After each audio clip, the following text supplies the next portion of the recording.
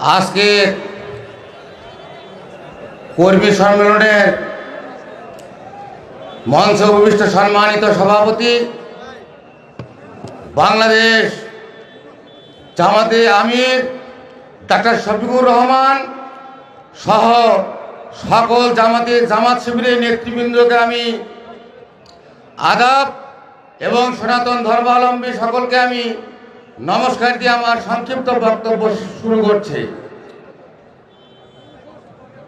অনেকে হয়তো মন্তব্য করছেন যে হঠাৎ করে আমি গাইবান্ধা জেলায় সনাতন ধর্মাবলম্বী এখানে এসেছি বক্তব্য দেওয়ার জন্য, হয়তো আশ্চর্য বোধ করতেছেন।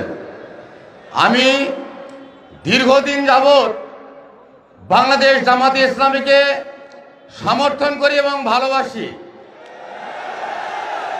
আমার প্রয়াত বড় ভাই উনি ছোটবেলা থেকেই জামাতে ইসলামীর সঙ্গে সম্পৃক্ত ছিলেন।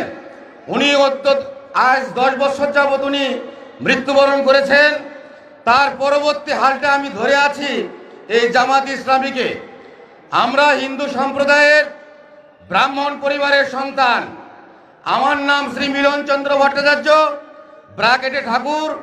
আমি গাইবান্ধা জেলা পলাশবাড়ী উপজেলার 4 নং বরিশাল ইউনিয়নের বাসুদেবপুর সার্বজনীন দুর্গা মন্দিরের বর্তমান কর্তব্যরত পুরোহিত।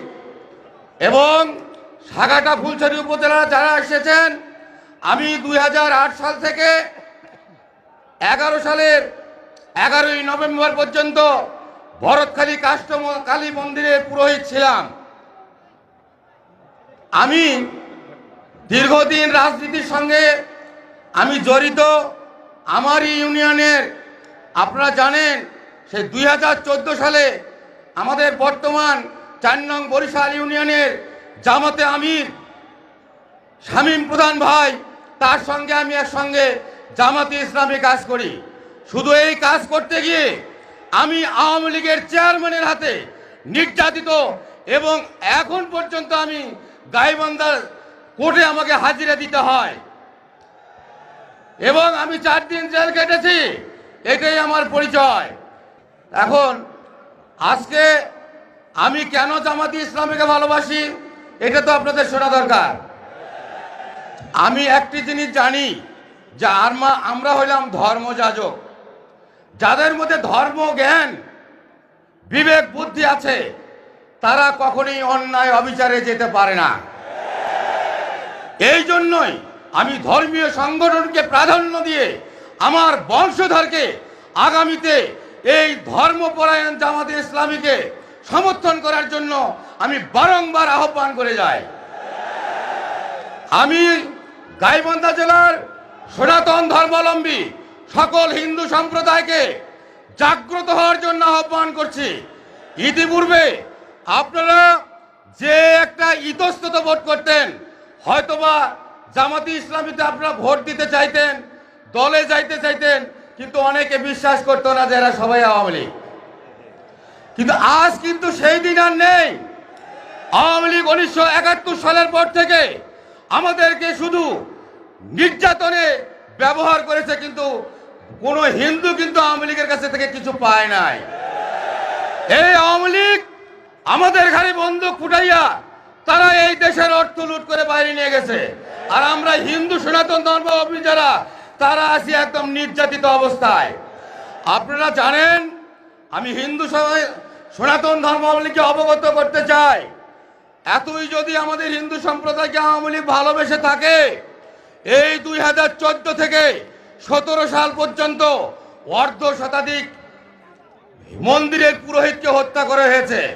আপনারা কয়জন পুরোহিতের বিচার চেয়েছেন? কয়জন পুরোহিতের বিচার পেয়েছেন? আর আজকে এই ইসকন সদস্য চিন্ময় প্রভুক নিয়ে আপনারা লাফালাফি করতেছেন।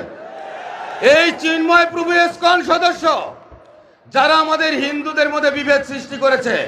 আপনারা উত্তরবঙ্গে ইউটিউব সার্চ দিলে দেখতে পারবেন রায়ন চক্রবর্তী শুভ, তার সঙ্গে এই ইসকন সদস্যদের কত বাকবিতণ্ডা হয় বা হয়ে আসছে।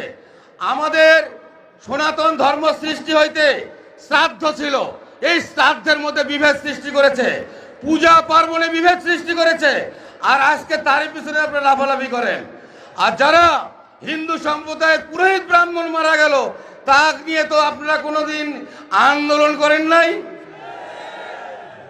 আমি আপনাদেরকে সচেতন করতে চাই, এখন আর আওয়ামী লীগ নেই।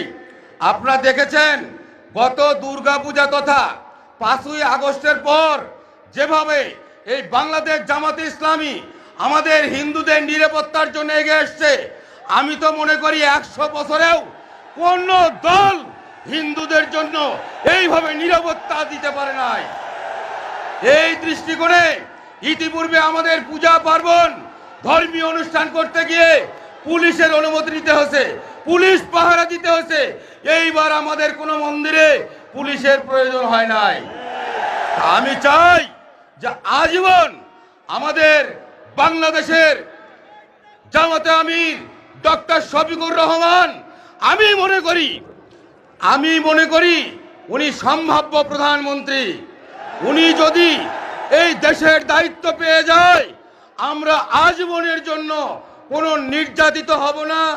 আমাদের কোনো ধর্ম অনুষ্ঠান করতে গিয়ে কোনো পুলিশ নিরাপত্তার প্রয়োজন হবে না। আসুন আমরা দল মত ধর্ম বর্ণ নির্বিশেষে এই 5টি বছরের জন্য ডক্টর শফিকুর রহমানকে আমরা প্রধানমন্ত্রী করে বাংলাদেশকে বিশ্বের মধ্যে একটা মডেল দেশে রূপান্তরিত করব। এই বলিয়ে আমি আমার সংক্ষিপ্ত বক্তব্য শেষ করছি। আপনারা সবাই আমার জন্য দোয়া আশীর্বাদ করবেন, আমিও আপনাদের জন্য দোয়া এবং আশীর্বাদ করছি।